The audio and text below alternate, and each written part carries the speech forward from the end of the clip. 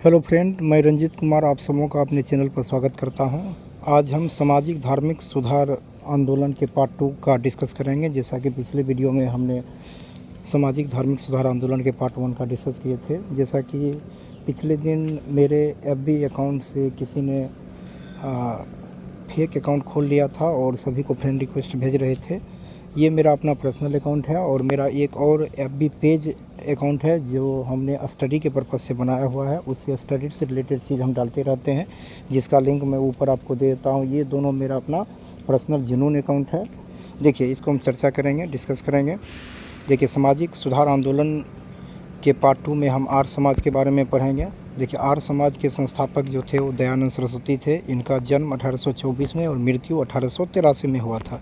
इनके बचपन का नाम क्या था? मूलशंकर। ये आप याद रखिएगा, ये विभिन्न एग्जामों में पूछा जाता है। अब देखिए, इनके एक गुरु थे जिनका नाम पूर्णानंद था और इन्हीं ने इनका नाम दयानंद सरस्वती रखा था। इनके गुरु का नाम क्या था? पूर्णानंद, और इन्होंने इनका नाम दयानंद सरस्वती रखा था। इनका पहले नाम क्या था? मूलशंकर।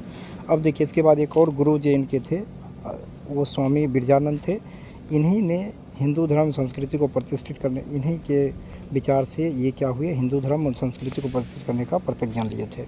अब देखिए, इसके बाद क्या हुआ कि धर्म प्रचार के लिए आगरा में इन्होंने पाखंडी पताका फहराई थी और ये बहुत बार एग्जाम में पूछा भी जाता था, जो कि 1863 ईस्वी में फहराई गई थी। ये क्वेश्चन पूछा जाता है।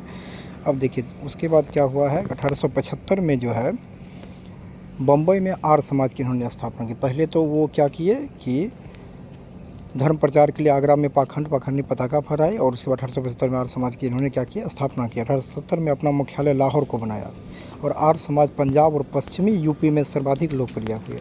वेदों की ओर लौट चलो इन्हीं का नारा था। छुआछूत, जाति व्यवस्था पर प्रहार और वर्ण व्यवस्था का समर्थन ये थे।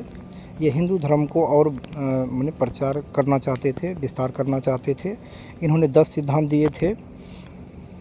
देखिए, 10 सिद्धांत में देखिए कुछ इम्पोर्टेंट हम बताते हैं कि स्त्रियों शिक्षा पर जोर दिए थे, प्लस छुआछूत को दूर करने का प्रयास किए थे, लेकिन वर्ण व्यवस्था के ये क्या थे? समर्थक थे।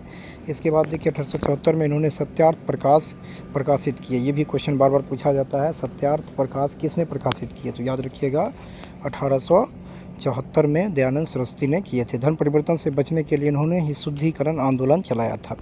इसके बाद देखिए, इन्होंने सबसे पहले हिंदी को राष्ट्रभाषा स्वीकारा। गौरक्षा समिति का भी संगठन किया। 1886 में इन्होंने क्या किए कि डीएवी लाहौर की स्थापना की और इनके जो लाला हंसराज की मदद से इन्होंने डीएवी की स्थापना की लाहौर में। अब देखिए, इसके बाद 1902 में गुरुकुल विश्वविद्यालय हरिद्वार में स्थापना की और किनके मदद से? स्वामी श्रद्धानंद एवं मुंशीराम के श्रेय दिया जाता है इनको स्थापना करने में। 1907 में भारतीय अशांति का जनक आर्य समाज को ही कहा जाता है। ये कौन कहे थे? वैलेंटाइन सिरोल ने। जब देखे थे कि भारत में बहुत सारे विद्रोह हो रहे हैं तो अंग्रेज़ों की तरफ से ये आए थे एक वैलेंटाइन सिरोल, और इन्होंने क्या किया कि ये भारतीय अशांति का जनक है। अब देखिए, इसके बाद हम पढ़ेंगे रामकृष्ण मिशन के बारे में और इनके संस्थापक स्वामी विवेकानंद थे। इनका जो जन्म है वो 1862 और मृत्यु 1902 है। बहुत कम उम्र में ही ये चल बसे थे। अब देखिए, इनके गुरु का जो नाम है रामकृष्ण मिशन है और बचपन का नाम नरेंद्र दत्त है और खेतरी के राजा ने ही इन्हें स्वामी का उपाधि दिया था, स्वामी विवेकानंद कहे थे। अब देखिए, इसके बाद 1893 में क्या हुआ था, एक विश्व धर्म सम्मेलन में ये भाग लेने शिकागो गए थे और इन्होंने न्यूयॉर्क में वेदांत सोसाइटी का भी गठन किए। 1896 में रामकृष्ण मिशन का ये गठन किए थे, 96 में।